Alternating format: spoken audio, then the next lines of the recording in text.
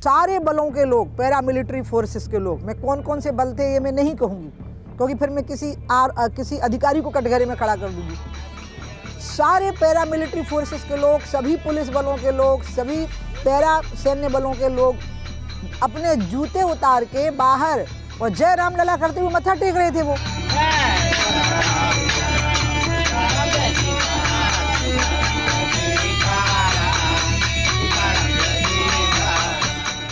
जो कुछ लोगों को दिख रहा था और चेहरे का भाव, यथार्थ का जो भाव था, जो लोग देख रहे थे, लोगों को विश्वास था कि आज बाबरी ढांचे का आखिरी दिन है। 1.5 लाख लोग पूरी तरह चार्ज्ड।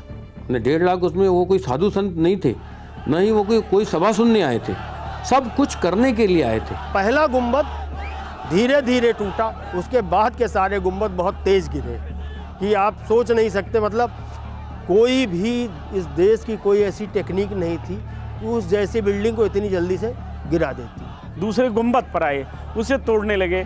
उसमें लगभग 2-2.5 घंटे के आसपास लग गया उसको तोड़ने में। तब तक नीचे से आधा ढांचा टूट गया। उसी ढांचे में मैं भी नीचे आ गया। 2-4 लोग जो गिर गए उसके अंदर, जिनकी बॉडी का तो शायद खुदाई के बाद भी नहीं पता चला होगा। अब देखिए, अब मंच की भूमिका बदल गई। अभी तक मंच उन्हें वापस बुला रहा था, अब मंच उन्हें उकसाने लगा।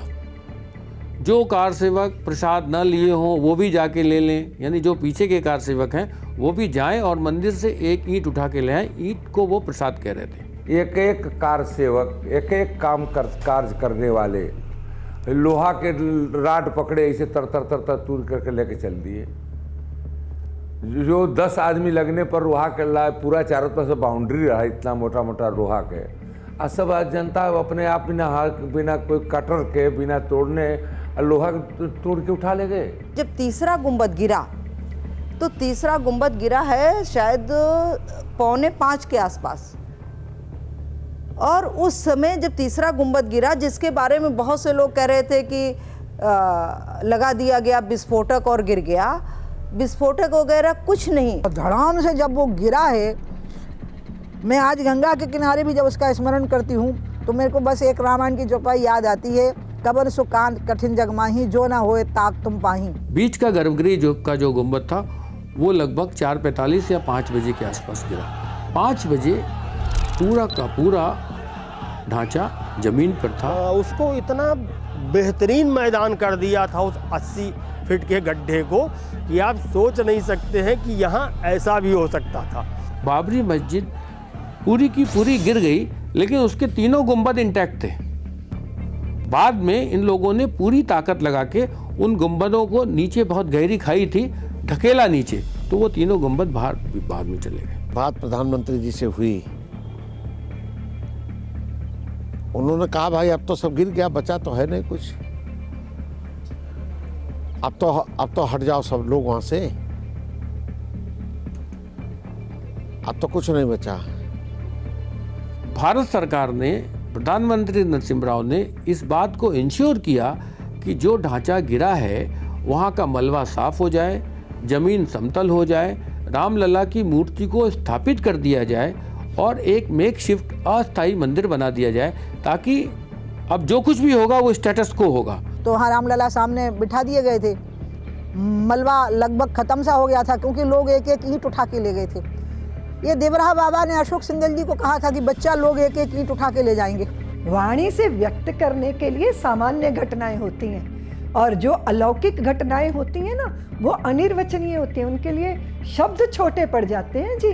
ढांचा गिरा, उत्साह था, लोग लड्डू बांट रहे थे, काम हो गया, काम हो गया, काम हो गया, काम हो गया। इस तरह का अनुभव एक टिपिकल ऑफिसर की ज़िंदगी में कभी होता नहीं है, परंतु मेरे सामने सब हुआ। अयोध्या अब पूरी तरह उन्मादियों के हवाले थी। चारों तरफ आगजनी हो रही थी। देश के 32-35 शहरों में कर्फ्यू लग चुके थे।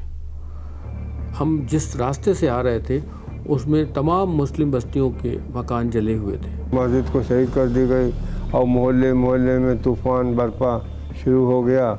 मोहल्ले में लूटना, मार काटना, ये सब शुरू से आखिर तक यही माहौल था। हमारे वालिद साहब पीछे गए, उनको भी मार दिया, हमारे चचा को भी मार दिए। पीछे एक हमारे हैं शौकत भाई मरहूम जो है, उनको मारा, उनके एक लौता लड़का था उसको भी मार दिया। मैंने देखा कि हर आदमी एक दूसरे से कह रहा है धोखा हुआ। केंद्र राज्य पर धोखे का आरोप लगा रहा है, राज्य केंद्र पर धोखे का आरोप लगा रहा है। अविश्वास, धोखे, किंग कर्तव्य विमूढ़ता और उन्माद के इस माहौल में हम अयोध्या से फैज़ाबाद लौट रहे थे।